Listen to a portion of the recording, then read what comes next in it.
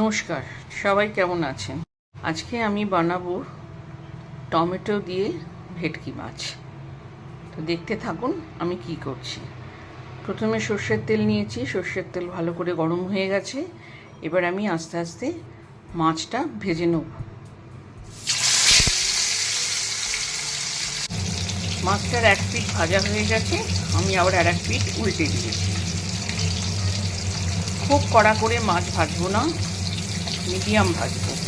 খুব কড়া করে মাছ ভাজলে পরে মাছের ভেতরে মাছের যে গ্রেভিটা সেটা ঠিক মতন ঢোকে না, এটা আমার মনে হয়।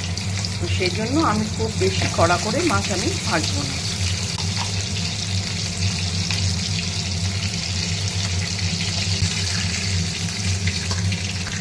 দেখতে পাচ্ছেন মাছ আমি কীরকম ভেজেছি। এবার আমি কড়াইতে আরেকটু সর্ষের তেল দেব। সর্ষের তেল দিয়েছি কড়াইতে। এবারে দেব আমি গোটা জিরে আর কালো জিরে, একটু চটপট করে ভেজে উঠবে।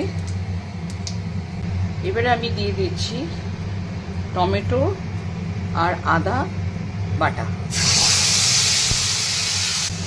দিয়ে দিলাম হলুদ, জিরের গুঁড়ো দিচ্ছি হচ্ছে কাশ্মীরি লঙ্কার গুঁড়ো, আর দিয়ে দেবো কাঁচা লঙ্কা। এবার দিচ্ছি পরিমাণ মতন নুন দিয়ে এবারে আমি এটাকে ভালো করে কষাবো যতক্ষণ না তেল আর মশলাটা আলাদা হয়ে যাচ্ছে। এটাকে আপনারা টমেটো ভেটকিও বলতে পারেন, ভেটকি রসা বলতে পারেন, যেটা আপনাদের মনে হয় বলবেন। অবশ্যই ঝোল নয়।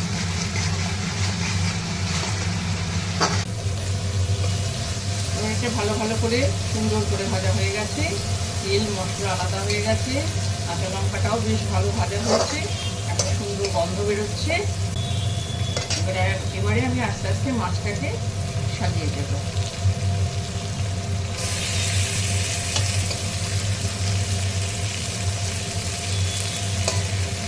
এবার দিয়ে দেব জল,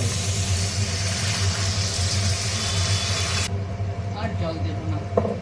এবার আমি গ্যাসটাকে সিম করে দেবো, ধীরে ধীরে সিমে হবে। যদি আমার এই রান্নাটা দেখে আপনাদের পছন্দ হয় অবশ্যই কমেন্টস করবেন, লাইক দেবেন। ঝোলটা টক টক করে ফুটছে, ঝোলটা আর একটু কম হবে।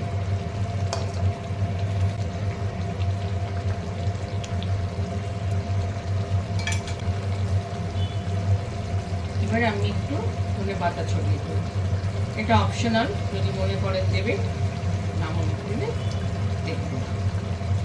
আমার মাছের ঝোলটা কমপ্লিট হয়ে গেছে। এবার আমি ঝোলটাকে, গ্যাসটাকে বন্ধ করে দেবো, ঝোলটাকে নামিয়ে দেবো। অবশ্যই আবারও বলছি, ভালো লাগলে লাইক শেয়ার কমেন্টস করবে। ধন্যবাদ।